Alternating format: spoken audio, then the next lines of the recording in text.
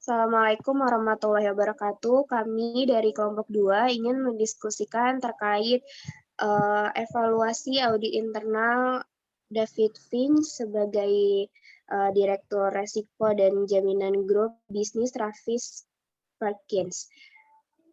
David Finch sendiri sebagai Direktur Resiko dan Jaminan Grup ini, setiap tahunnya Travis Perkins ini menilai efektivitas audit internal.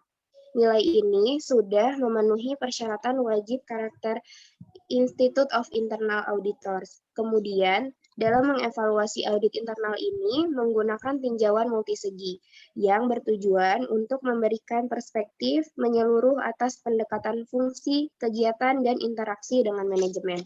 Selanjutnya, dalam mengevaluasi audit internal ini, Ketua Komite Audit mensurvei manajemen senior, anggota komite, dan audit eksternal untuk mengetahui pendapat mereka tentang pekerjaan audit internal.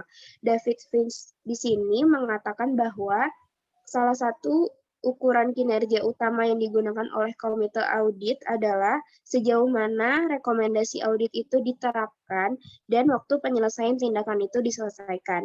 Tim audit mengeluarkan permintaan umpan balik atau feedback setelah setiap bagian dari aktivitas audit tersebut selesai.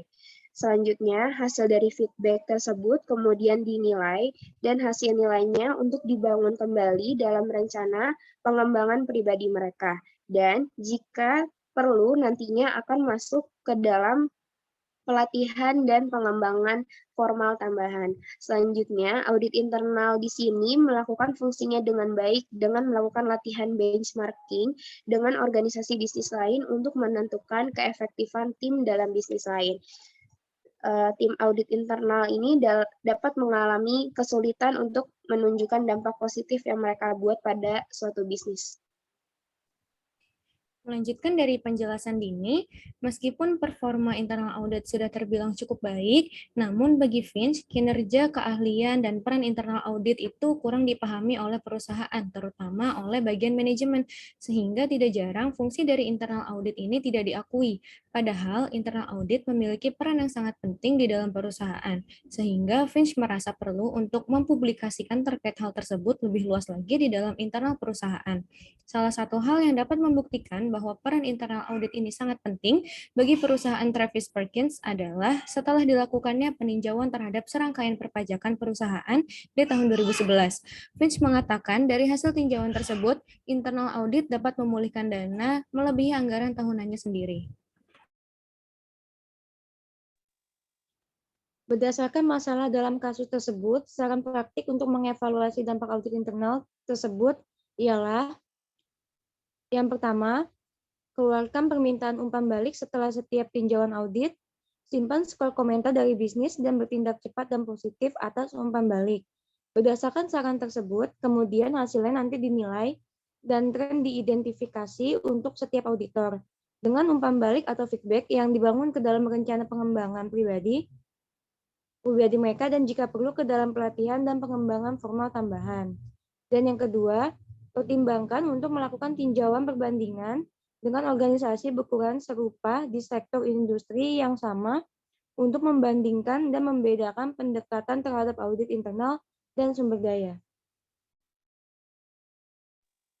Selanjutnya, saran yang ketiga yaitu mintalah SIA untuk melakukan tinjauan eksternal terhadap aktivitas dan pendekatan audit internal.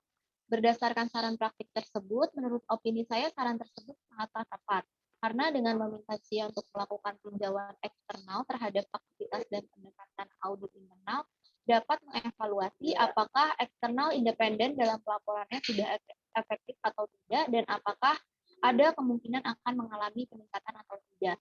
Nah, saran yang keempat yaitu tekankan pentingnya audit internal sebagai tantangan independen bagi manajemen dan bahwa fungsi tersebut bertindak sebagai mitra strategis bagi bisnis.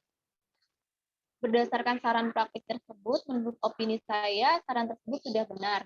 Karena salah satu masalah yang dihadapi oleh Finch ialah manajemen belum menyadari manfaat yang dibawa dari fungsi tersebut bagi bisnis atau keterampilan dan juga keahlian yang dimiliki auditor internal serta bagaimana hal itu dapat diterapkan.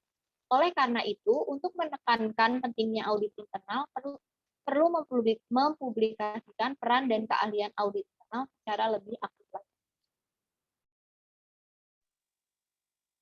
Saran yang kelima, tetap beritahu manajemen dan komite audit tentang kemajuan pekerjaan audit internal dan beritahu mereka tentang aktivitas lain yang mungkin dapat diberikan oleh fungsi tersebut.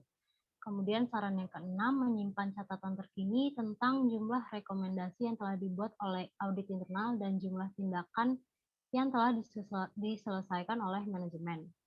Berdasarkan saran praktis tersebut, menurut opini saya, saran tersebut sudah tepat karena FINS menyebutkan bahwa fungsi audit internal pada dasarnya menjadi layanan gratis.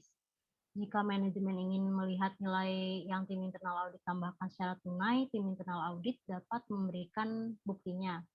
Kemudian saran yang ke-7, meninjau kinerja audit internal setiap tahun terhadap standar profesional. Saya setuju dengan langkah ini karena dengan melakukan hal tersebut, tim internal audit dapat membuktikan perannya, seperti yang dilakukan pada tahun 2011, di mana tim internal audit melakukan tinjauan terhadap perpajakan milik perusahaan, dan berdasarkan hasil dari tinjauan ini, internal audit dapat menjalankan fungsinya dengan memulihkan dana melebihi anggaran tahunannya sendiri. Baik, berdasarkan hasil diskusi ini, kami setuju atas saran yang telah diajukan dalam mengevaluasi dampak audit internal. Saran ini akan berguna bagi perusahaan Travis jika diterapkan dengan sesuai dan benar berdasarkan saran dari audit internal tersebut. Sekian diskusi dari kelompok 2 ini, kurang lebihnya mohon maaf. Wassalamualaikum warahmatullahi wabarakatuh.